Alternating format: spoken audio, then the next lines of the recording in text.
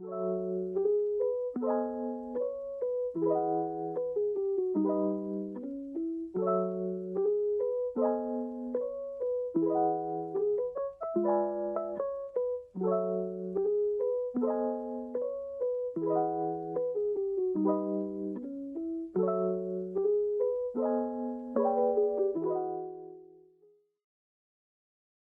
nombre es Paula Tatiana Pantoja Suárez y hago parte del Departamento de Historia y Geografía, también del Departamento de Estudios Educativos de la Universidad de Caldas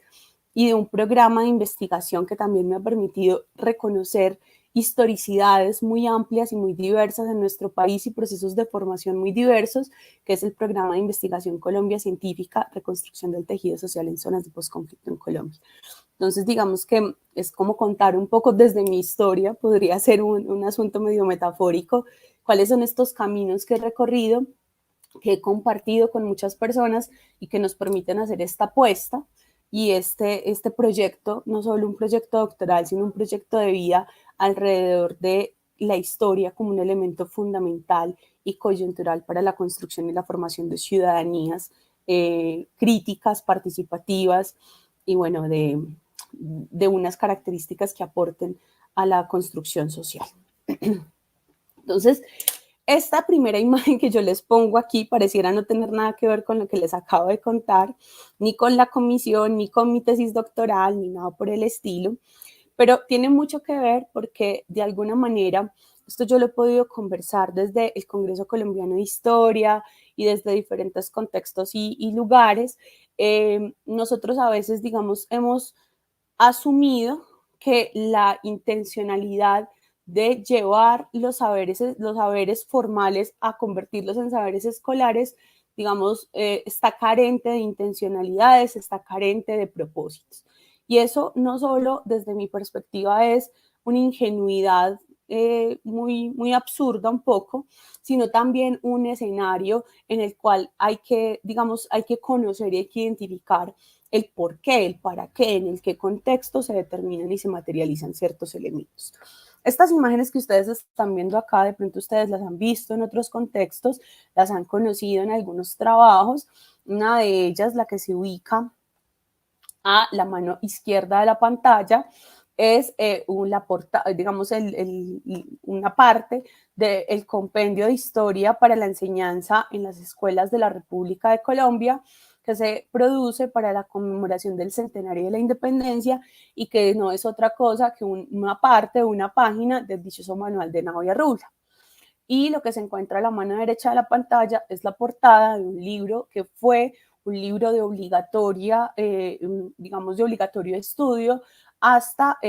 finales de la década de los 70, que es la Cátedra Bolivariana. Ambos textos corresponden a materiales para la enseñanza de la historia, escenarios y contextos para la enseñanza de la historia, y la historia, parte de la historia de la enseñanza de la historia en un país como el nuestro.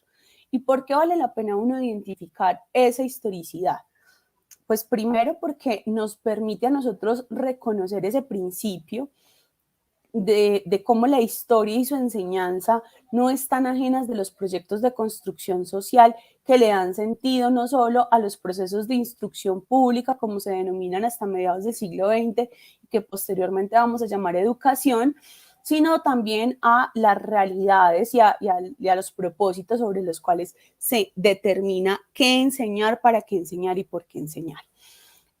Digamos que la construcción de la historiografía del siglo XIX es una construcción historiográfica que se basa de una manera muy fuerte en la materialización del proyecto nacional, en la reconstrucción del proyecto nacional. Sobre eso, por ejemplo, acá tengo un texto que espero que alcancen a ver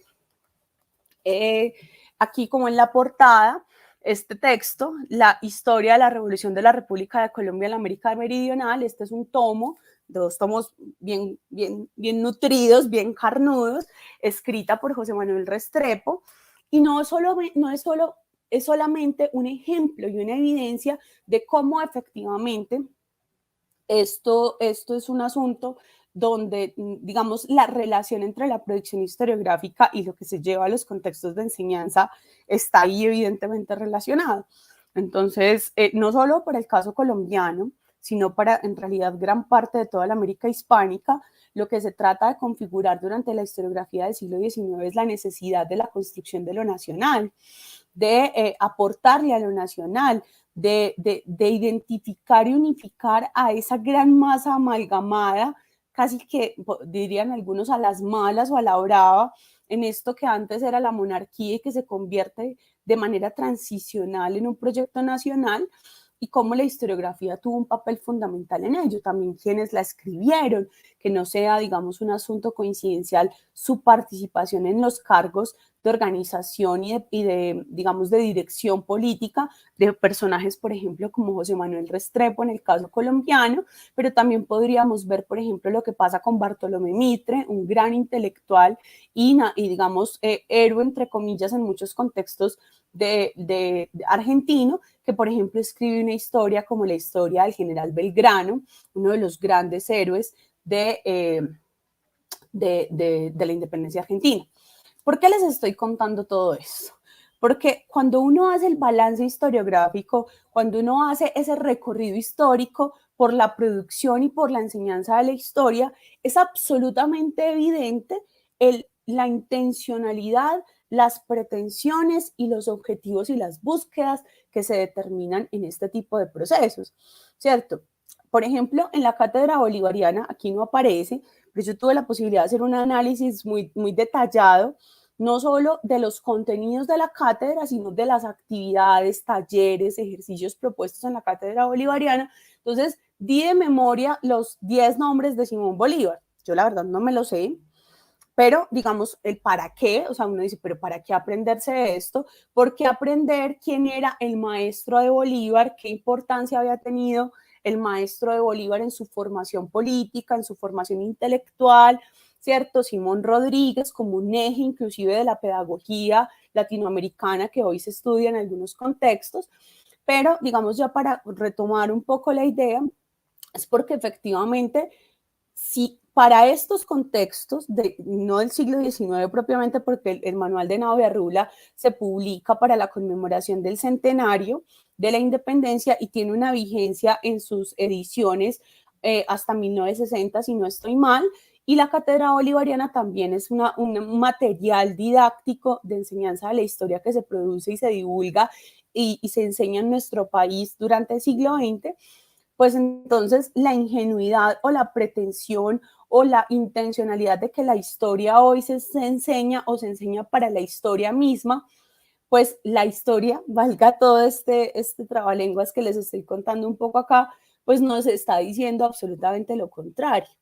En mi tesis de maestría, yo tuve la posibilidad, digamos, de hacer un análisis juicioso de este tipo de materiales, pero también para otros contextos, y efectivamente uno podría llegar a pensar que las formas en las que se piensa la historia y en las que se piensa su enseñanza, de una forma u otra,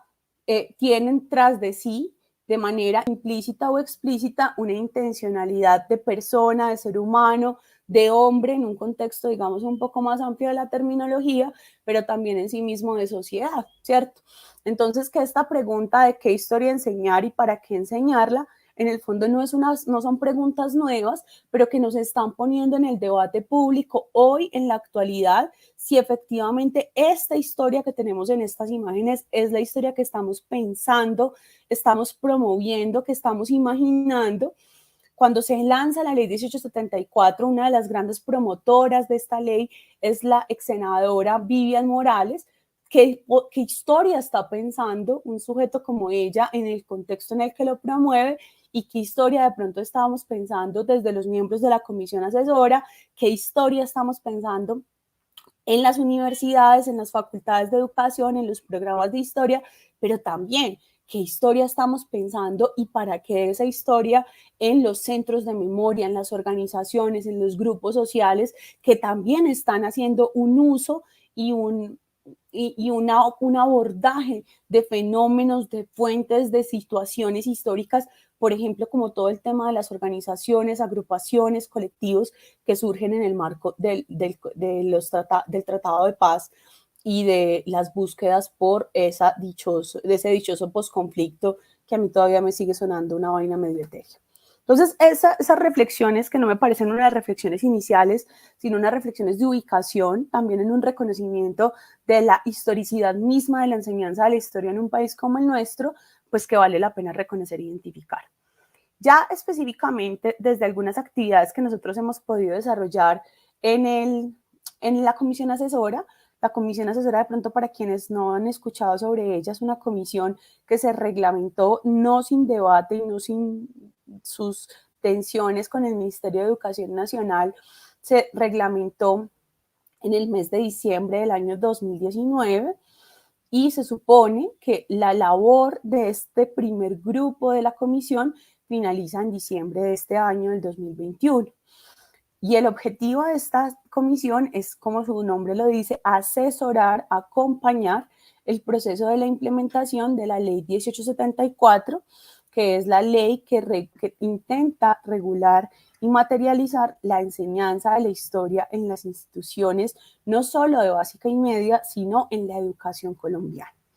Esa ley también es todo un debate, esa ley también es todo un reto, porque efectivamente la ley cambió entre su producción, digamos, entre su contenido original y el contenido final en el que fue aprobado, los decretos reglamentarios efectivamente también, y no nos digamos mentiras,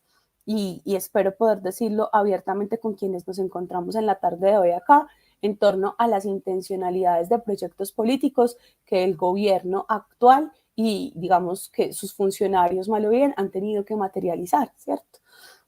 Por ejemplo, uno de los objetivos de la ley es el reconocimiento de la paz y de la posibilidad de hablar de categorías como la memoria histórica y para construir procesos de solución de conflictos y aportes a la paz. Y yo no estaría tan segura si a nuestros gobernantes, por lo menos al gobernante nacional actual, esa propuesta le parezca tan interesante. Y efectivamente, digamos, de ahí en escala hacia abajo, sin desconocer con ello que la participación y el apoyo de muchas personas del Ministerio de Educación ha sido muy importante.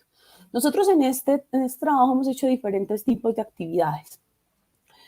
La pandemia, como nos dañó paseos, nos dañó planes, a mí me dañó mi pasantía doctoral, también afectó el funcionamiento y el desarrollo que nosotros tenemos, digamos, dentro de nuestra comisión. Y pues digamos muchas actividades que teníamos pensadas de manera presencial tuvieron que hacerse de manera remota. Nosotros el año pasado realizamos unos talleres de diagnóstico. Aquí ustedes pueden ver, y a mí me interesaría mucho, de pronto, pues no puedo asegurar porque efectivamente esta condición remota hace que yo pueda estar conectada desde Australia y estar en este momento aquí de manera no presencial en los encuentros por la historia, pero efectivamente puede haber una participación importante, un interés importante de la participación de las personas de la región pacífica, donde Cali pues efectivamente tuvo un papel supremamente importante en estos talleres de diagnóstico. Esto que nos ha permitido, digamos, pues obviamente con sus matices y con todas sus divergencias, identificar esa participación de todas las regiones del país. Esto también de las regiones es un tema arbitrario en muchos casos, ¿cierto? Para muchos este asunto es una imposición, porque en realidad homogenizar a un habitante de Bogotá con un habitante del Cauca, con un habitante de Nariño, con un habitante del Tolima, pues es muy arbitrario, pero digamos que fue una forma de organización que nos permitió reconocer e identificar las voces de muchas personas del territorio colombiano. Y con base en eso, pues nosotros tuvimos todo un taller, todo un trabajo de conversar y de trabajar con las personas, principalmente con docentes de los diferentes territorios, sobre el pasado, el presente y el futuro de la enseñanza de la historia desde los territorios, desde las comunidades, y donde efectivamente emergieron asuntos muy importantes, por ejemplo, como el tema de lo local, de lo regional, de los escenarios en los cuales, digamos, se conforma y se crea la participación, digamos, de diferentes colectivos, de diferentes grupos étnicos, el reconocimiento, por ejemplo, de un tema tan controversial como la enseñanza del conflicto, donde todo no solo en el caso de esta profesora también de Cali, del asunto del dichoso taller de los falsos positivos, sino digamos que esto nos ha permitido reconocer que el conflicto, por ejemplo, se convierte a nivel general para las personas con quienes nosotros hemos podido trabajar, pues, perdón, se convierte en un contexto muy importante. Entonces, ¿Qué logra uno identificar después de todos estos elementos? ¿Sí? Digamos que se conserva la idea de la historia y de la enseñanza de la historia a partir de elementos identitarios. Se cuestiona uno, se pregunta uno, hombre, ¿será que ha cambiado la ciudadanía? ¿Será que ese ciudadano, esa ciudadana de la cátedra bolivariana es esa ciudadanía que hoy necesitamos, que hoy estamos construyendo? Y cómo los aportes de la historiografía se reflejan, se transpolan, pero también cómo se hacen, si es un pasar y un votar y un transmitir en, o cómo se reflejan en los contextos escolares. Entonces, digamos que por eso yo quise hacer como ese análisis comparado entre ese referente de los libros de texto y algunos elementos que hemos logrado identificar en la comisión en la cual hemos estado haciendo talleres de conversatorios. Estamos en este momento en el desarrollo de una encuesta diagnóstica y estamos también en una encuestatón de la que ahorita les voy a comentar un poquito para la enseñanza de la historia. Y efectivamente en todos los retos, por ejemplo, que desde los estados del arte y desde la revisión de la literatura podemos hacer de qué se ha hecho, cómo se ha hecho, de las líneas de investigación que tenemos en enseñanza de la historia y que nos dan cuenta de una serie de cambios, pero también de una serie de permanencias importantes. Por ejemplo, si apostar o creer o proyectar el tema de lo nacional puede seguir siendo importante o efectivamente hay otras emergencias en la ciudadanía, en la alfabetización histórica hoy que nos están convocando a otros contextos que no se refieren al marco de lo nacional o que no se unifican o que no están anclados a la categoría de lo nacional, por ejemplo, que aparece en la ley 1874. Entonces también habría que ver qué es la nación hoy para la historia, para la historiografía, y qué sería la construcción de la nación en los contextos escolares, que son evidentemente diversos, homogéneos, ¿cierto? La ley, por ejemplo, la ley 1874, en uno de sus objetivos, habla del reconocimiento de Colombia como nación, pero como la nación pensada en la Constitución del 91, pluriétnica y multicultural, que posiblemente no es la nación que se piensa en el manual de Nao y Arrubla y no es la nación que se piensa con la cátedra bolivariana. Pero efectivamente para algunos, por ejemplo, y les cuento desde la experiencia que he tenido en la comisión, por ejemplo, para muchas personas que pertenecen a pueblos originarios de nuestro país, ha significado una negativa a participar en las actividades de la comisión porque plantean que es una permanencia, es un seguir, es un continuar en la apuesta de lo nacional como la apuesta central y desconocer digamos, la diversidad. Eso, digamos, tiene todos sus matices, pero como les planteo, habría que pensarnos, claro, queremos que vuelva la historia o no queremos, o la historia nunca se ha ido, o la integración nos hizo bien, o la integración nos hizo mal, etc., etc., pero efectivamente también es en un contexto muy importante de, bueno, que vuelva o que no vuelva o que se rematerialice. Para mí es una ganancia enorme que estemos hablando, que está en el Vox Populi constantemente, hablar de la historia y su enseñanza, pero de fondo nos está planteando el reto de qué estamos pensándonos en esos contextos. Y yo lo he dicho en diferentes espacios y lo sostengo de manera fuerte y digamos, sin matices. Si la intencionalidad es reconocer y reconocernos en la historia y en las dinámicas de la historia y en los legados de la historia, pensada en manuales del siglo XIX y del siglo XX, quizás no es tan conveniente que nosotros pensemos en este renovar de la historia, porque en el fondo de renovar no tendría nada, porque en el fondo podría estarnos llevando a la fragmentación, al desconocimiento, a la materialización de una desigualdad que ya existe en nuestro país y que posiblemente no va a dejar de existir porque enseñemos historia. Pero si la intencionalidad es seguir tratando de homogenizar y descentralizar las historias y las narrativas que no son homogenizables y que no son centralizables, quizás valdría la discusión y yo sé que eso genera toda la polémica y genera todo el debate del mundo. Entonces, bueno, lo que yo quisiera mostrarles, ya para de pronto cambiar la presentación y poder conversar un poco más con ustedes, es una serie de experiencias alrededor de unas categorías claves con las que yo he podido trabajar con el semillero de investigación que coordino, se llama Historia, Región, Educación y Sociedad, pero también con algunos docentes, donde está la profesora Karen Portilla, de la que viene de la Universidad del Valle, pero que hoy hace parte del grupo de docentes de nuestro departamento, en la Universidad de Caldas, en proyectos como este que ustedes ven acá. Es un proyecto que se llama El Archivo como Aula. En este momento lo estamos desarrollando de manera virtual, lo cual efectivamente no ha sido lo mismo, pero es un escenario de formación en torno a didáctica del patrimonio en el Archivo Histórico Municipal de Manizales.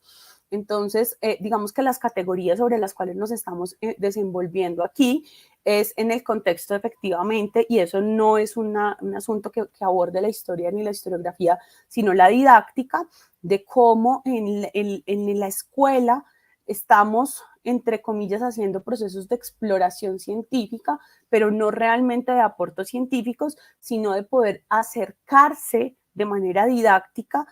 No quiere decir con esto ni con juegos ni con canciones, porque esa no es una comprensión de la didáctica en la cual yo me sustento, sino entre ese saber que se convierte en un saber enseñado, enseñable y aprendible en contextos, en realidades sociales diversas y complejas. Entonces, aquí digamos que el pretexto es es llevar hacia el archivo histórico y a los documentos y a las particularidades y a las situaciones del archivo histórico, pero alrededor de categorías como la empatía histórica, la imaginación histórica, y digamos con una intencionalidad de una categoría central de mi investigación y yo creería más que de mi proyecto de investigación, de mi proyecto de vida, que es la categoría de conciencia histórica, como una problematización del tiempo y una posibilidad de problematizar el tiempo. Entonces, un punto importante, por ejemplo, en esta construcción y en estos procesos de enseñanza es la intencionalidad didáctica, que a veces yo creo que es un asunto que a nosotros nos hace mucha falta compartir y debatir y construir entre el saber disciplinario y el saber pedagógico, porque nos permite no solo, claro, ir al archivo, ir al museo, ir al centro histórico de la ciudad puede ser divertido, entretenido o aburridísimo también, pero con intencionalidades específicas. Es decir, nosotros no estamos yendo al archivo a llevar a los chicos a hacer procesos de transcripción paleográfica, ni estamos llevándolos a que aporten a la historia o a la transcripción de documentos o a que hagan investigación histórica, sino que a partir de categorías centrales puedan identificar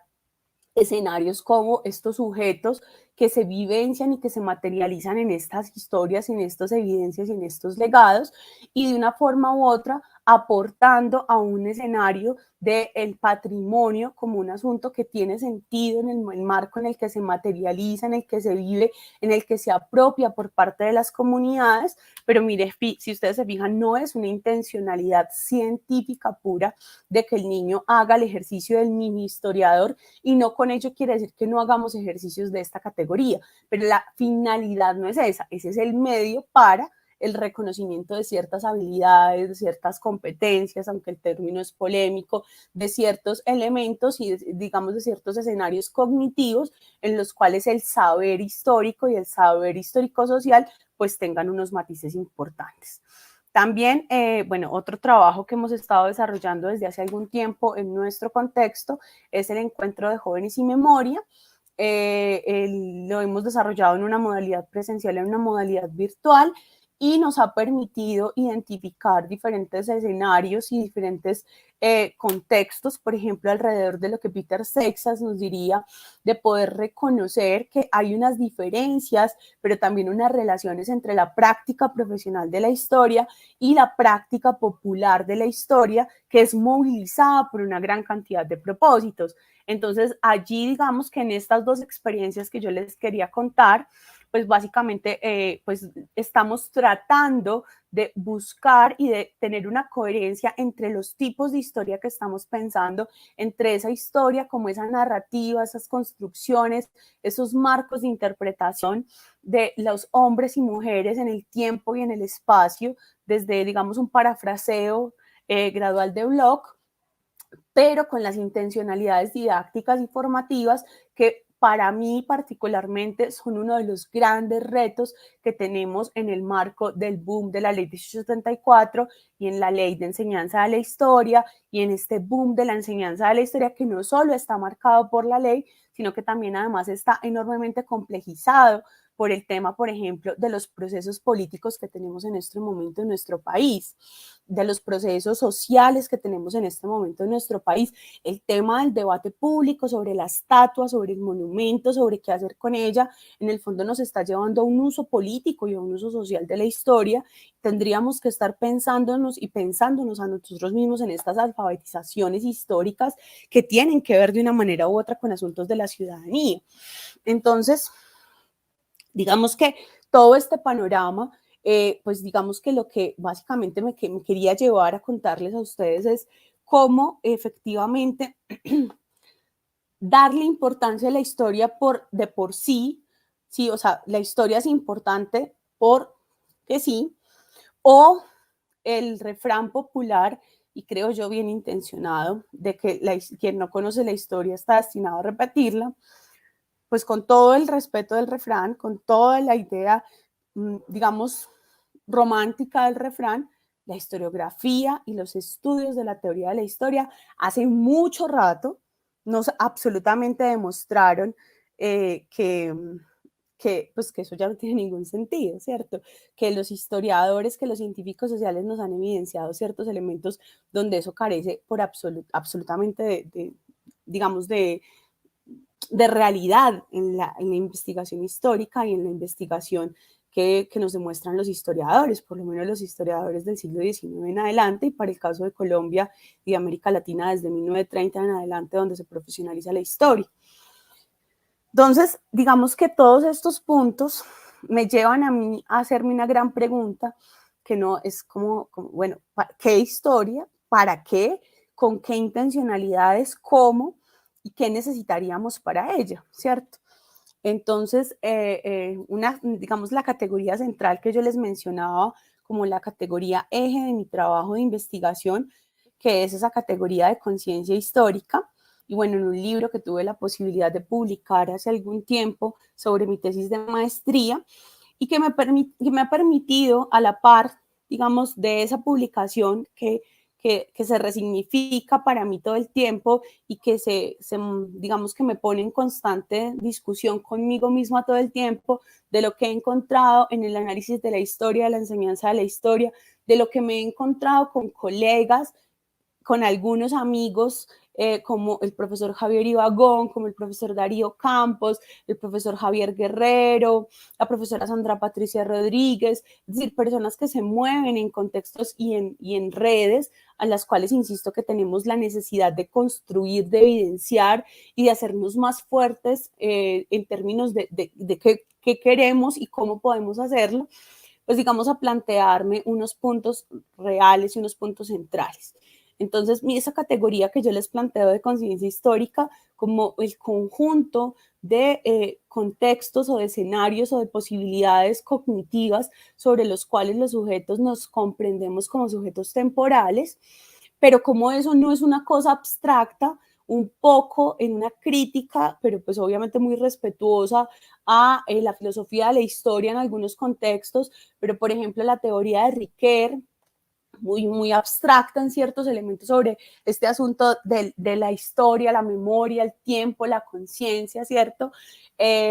Porque de una forma u otra, cuando nosotros, digamos, identificamos eso allá solito y la conciencia histórica como un ideal, o por ejemplo, el escenario de la conciencia histórica marxista, que es esa materialización de esa identidad y de esa identificación con el otro para generar esos puntos comunes y esos sentidos comunes en la relación histórica entre opresores y oprimidos y buscar la transformación de las estructuras sociales. Esa es una perspectiva, digamos, también compartida por Benjamin y por algunos autores. Pero digamos que creo, y esa es una de las apuestas que hago ahora en mi tesis doctoral y en nuevos procesos de investigación que estamos desarrollando, eso hay que aterrizarlo, eso hay que ubicarlo, porque es que ese docente y esas prácticas de aula se mueven en escenarios de historicidades propias, de contextos propios, de realidades propios, de problemas socialmente relevantes propios. Por ejemplo, tenemos en este momento una investigación con el grupo de maestros y contextos que les mencionaba en la presentación del profesor Ibagón, que aborda la categoría de conciencia histórica de maestros que han vivido de diferentes maneras la violencia en nuestro país. Efectivamente, son muchos los agentes que han vivido y viven la violencia en Colombia, muchas las personas que la han vivido, pero nosotros en esta investigación estamos, digamos, desde una perspectiva fenomenológica, ubicando qué conciencia o qué conciencias o cómo construyen escenarios de conciencia histórica estos maestros y maestras, sobre todo rurales, que han vivido de diversas maneras el conflicto. Entonces, por ejemplo, quiero con ello contarles algunas experiencias y algunos resultados emergentes que tenemos de esta investigación en desarrollo, que muchos de estas personas quieren, necesitan y buscan desconocer su historia, desconocer su experiencia, desconocer su vivencia, desconocer ese pasado traumático y difícil al que enfrentarse y hacer lo que requeriría esa necesidad de olvido, ese derecho al olvido. Claro, como derecho individual puede ser absolutamente claro, es absolutamente irrefutable que en esa construcción de historicidad en muchos territorios de nuestro país, lo mejor y lo más estratégico y lo que se debe hacer es olvidar para poder seguir, para poder vivir, para poder continuar con esta existencia en esta realidad tan compleja. Y ustedes dirían, pues entonces, ¿qué se hace ahí? ¿Cierto? Ese es también un reto que yo me planteo cotidianamente. Si el maestro que está en la escuela se desconoce y necesita desconocerse, necesita olvidarse, necesita ignorarse en ese pasado y en el papel que ha tenido en ese pasado, por ejemplo, en los procesos de confrontación entre grupos al margen de la ley y el ejército colombiano en diferentes lugares de nuestro territorio. Para el caso de esta investigación lo estamos desarrollando con maestros en la zona de Marquetalia, Caldas, que no es la Marquetalia de la historia de la guerrilla, es otra, y en el territorio de Río Sucio, Caldas, que además se caracteriza por toda esta confrontación entre grupos étnicos, entre resguardos indígenas y poblaciones afrocolombianas que radican en este territorio. Y entonces uno, digamos que lo que quiero mostrarles un poco es cómo esa conciencia histórica, esos escenarios y esos contextos en los cuales se materializa esa conciencia histórica no están en lo abstracto. E incluso cabría el debate y la polémica de si la conciencia histórica puede ser o no enseñable, o si enseñarla ya es en sí misma una ideologización o es una imposición. Lo que está hoy apostando y digamos esas apuestas es más que a la ideologización o a la determinación de qué es la conciencia histórica, es cómo se construye y se materializa en contextos reales de historicidad, en escenarios reales y en problemas socialmente relevantes que efectivamente están ligados al espacio y que nos permitirían hablar de ese concepto del cronotopo, que me parece a mí que es tan bello y un poco literario y al cual estoy tratando, digamos, de apostarle. Y con ello, digamos, ya quiero ir cerrando, pero les cuento, por ejemplo, un caso particular. En la Universidad Tecnológica del Chocó, Diego Luis Córdoba, donde el programa Colombia Científica que les contaba, en el cual hago parte, me ha llevado, existe un programa de licenciatura en Ciencias Sociales, como existen muchas universidades de nuestro país, que tiene ante el Ministerio de Educación el mismo título y ante quienes, en muchos casos, va a llegar la materialización de la Ley 1874, porque son los docentes que enseñan o que van a enseñar historia y ciencias sociales. Esta universidad en su plan de estudios es la única universidad del país que tiene un curso obligatorio de historia de la esclavitud. Eso es una determinación curricular. Ustedes dirán, pero ¿para qué está hablando de eso? Yo no sé si estaría tan segura que es una determinación meramente curricular. Si es una materialización, si es un escenario, si es un constructo, si es una apuesta del qué hacemos con el tiempo, de qué hacemos con la problematización temporal, pero en contextos, en escenarios y en retos reales de una población cuyo 92% es población clasificada según el último censo como población afrodescendiente, donde existen hoy unos problemas de orden público enormemente complejos que hacen que ir a territorios a 1 hora de Quito básicamente sea un reto en el marco del orden público y de los grupos que se confrontan y que digamos que se luchan el territorio y que están allí y que hacen parte de las condiciones sobre las cuales de pronto, mal o bien, en los medios de comunicación nos hemos enterado. Entonces, esto me ha llevado a mí a mostrar en diferentes contextos, con diferentes experiencias, tanto didácticas como de orden investigativo más amplias,